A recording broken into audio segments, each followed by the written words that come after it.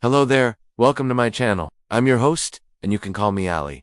In this video, we're going to learn about global warming. But before we start, do you wanna forget to click on that subscribe button so that you won't miss any of our videos? Also, give this video a like if you find it interesting, and don't forget to share with your friends. Now, let's get started. When we talk about global warming, we're talking about an increase in Earth's average surface temperature. This is mainly due to the burning of fossil fuels, which is done for electricity, heat, and transportation. Since the Industrial Revolution, humans have been the main cause of global warming. The way we live, work, and grow food requires a lot of energy. Most of the energy we use comes from burning fossil fuels such as coal, oil, and natural gas. Burning these fuels releases harmful gases into the atmosphere, causing global warming. These gases are called greenhouse gases. They trap heat in our lower atmosphere, keeping our planet habitable and warm enough for all life to survive. However, when there's too much of these gases in the atmosphere, the Earth gets too hot, and this causes global warming. Global warming refers to the increase in Earth's average surface temperature. It is different from the greenhouse effect, which is a natural process that makes Earth habitable.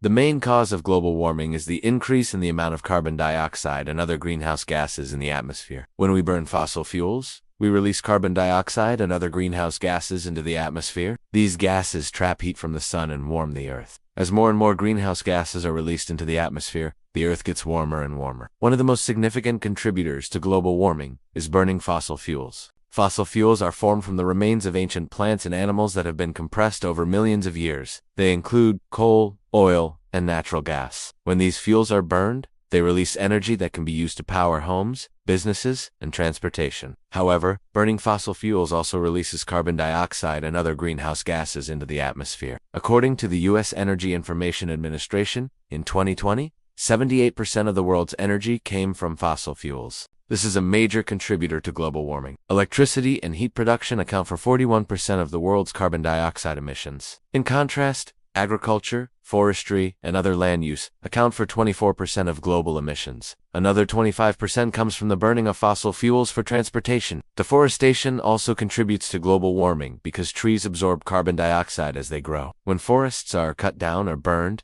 the carbon dioxide they have stored is released into the atmosphere. There are several ways to reduce the amount of carbon dioxide emissions. First, we can improve energy efficiency. This means using less energy to power our homes, businesses, and transportation. We can do this by using energy-efficient appliances, improving building insulation, and adopting more fuel-efficient vehicles. Second, we can shift to renewable energy sources such as solar, wind, and hydropower. These sources do not produce carbon dioxide emissions, so they can help reduce the amount of greenhouse gases in the atmosphere. Finally, we can reduce our consumption of energy-intensive products such as cement, steel, and aluminum. We can also change our lifestyle habits. For example, we can use public transportation, carpool, or bike instead of driving alone. We can also reduce, reuse, and recycle to reduce the amount of waste we produce. Global warming has already had a significant impact on our planet. The average global temperature is now about 1 degree higher than it was in 1900.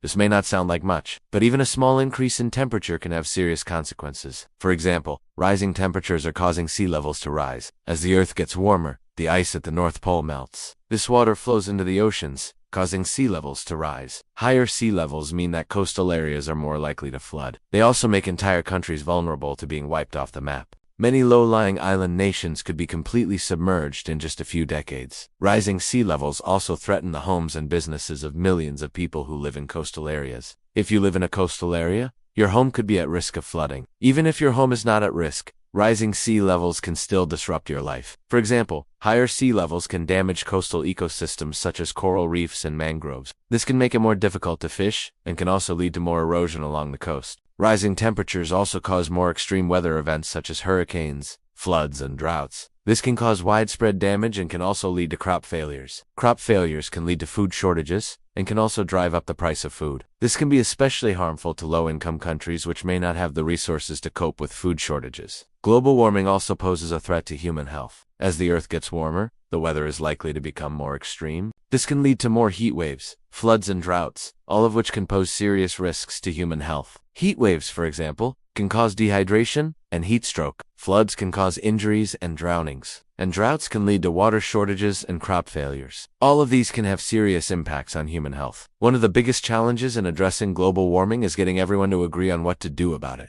Some countries are reluctant to take action to reduce carbon dioxide emissions because they fear it will hurt their economy. However, the costs of taking action are far outweighed by the damages caused by global warming. Global warming is a serious threat to our planet, and it will require a global effort to address it. But we can all do our part to reduce carbon dioxide emissions. By making changes in our own lives, we can help protect the environment for ourselves and future generations. Now let's check what you have learned. Choose the correct answer for each question. 1. What is global warming? A decrease in Earth's average surface temperature. B. An increase in Earth's average surface temperature. 100.